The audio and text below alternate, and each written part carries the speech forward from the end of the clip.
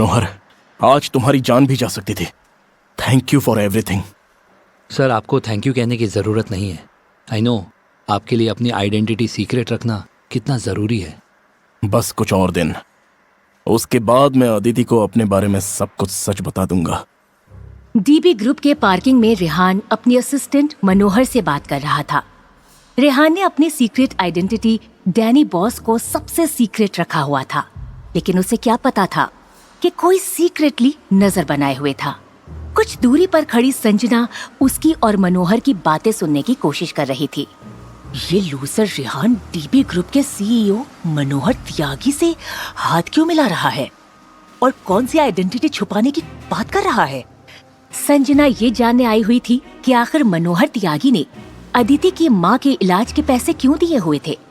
लेकिन रेहान को मनोहर त्यागी के साथ देखकर उसके दिमाग में और भी सवाल खड़े हो गए। तभी संजना ने देखा रेहान अपनी महंगी चमचमाती कार में वहाँ से चला गया। संजना भी रेहान की कार के पीछे पीछे भागी। ये मैं सपना देख रही हूँ या फिर ये सच है? ऐसी लग्जरी कार में रेहान को देख संजना ने अपना सिर पकड़ लिया था। ठीक उसी वक्त प्रियल उसके सामने से रोते हुए अपना सामान समेटकर अपनी कार की तरफ जा रही थी। उसके हाथ से सामान गिर गया और उसने अपने ही सामान को गुस्से में लात मार दी। अदिति, यू बिच! आज तेरी वजह से मेरी जॉब चली गई। तुझे तो मैं छोड़ूंगी नहीं। प्रियल अपनी कार के सहारे बैठकर रोने लग गई।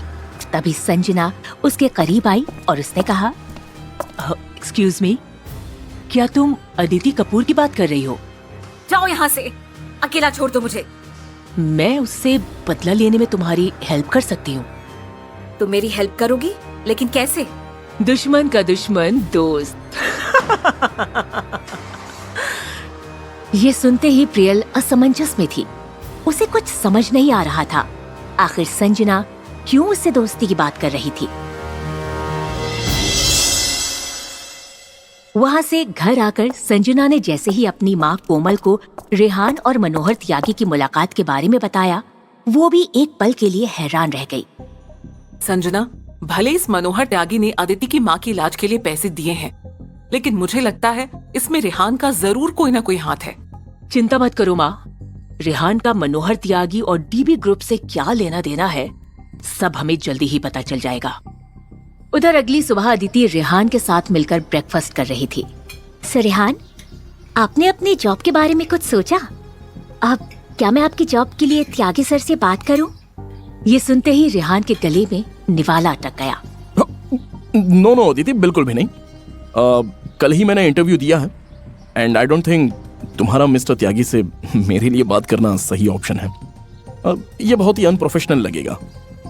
आई नो रेहान, लेकिन आप एग्जीक्यूटिव असिस्टेंट की जॉब डिजर्व करते हैं। You are as talented as anyone else.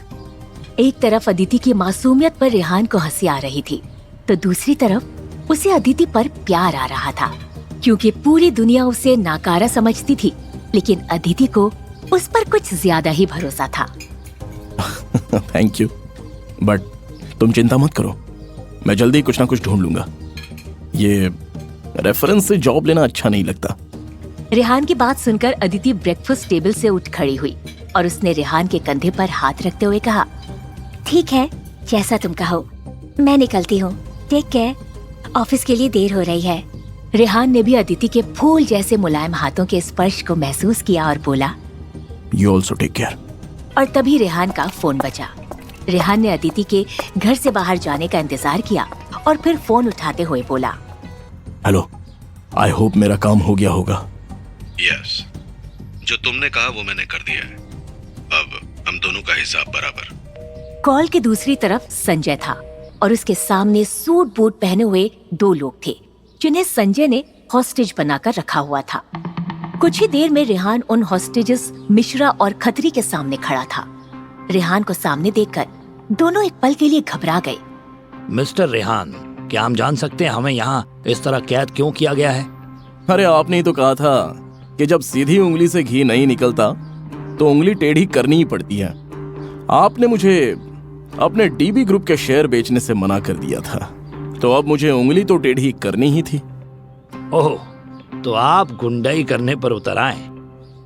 मैंने आपसे पहले भी कहा है और अभी भी कह रहा हूं, मैं अपने शेयर नहीं बेचूंगा। मैं नहीं डरता आपसे। डरना पड़ेगा मिश्रा जी, क्योंकि आपकी बीवी को मैं कुछ फोटोग्राफ्स भेजने वाला हूं और मैं उन्हें यह भी बताने वाला हूं कि इन तस्वीरों में जिस औरत के साथ आप फुर्सत वाले पल जो बिता रहे हैं, आप उसे मारने की प्लानिंग भी कर रहे हैं।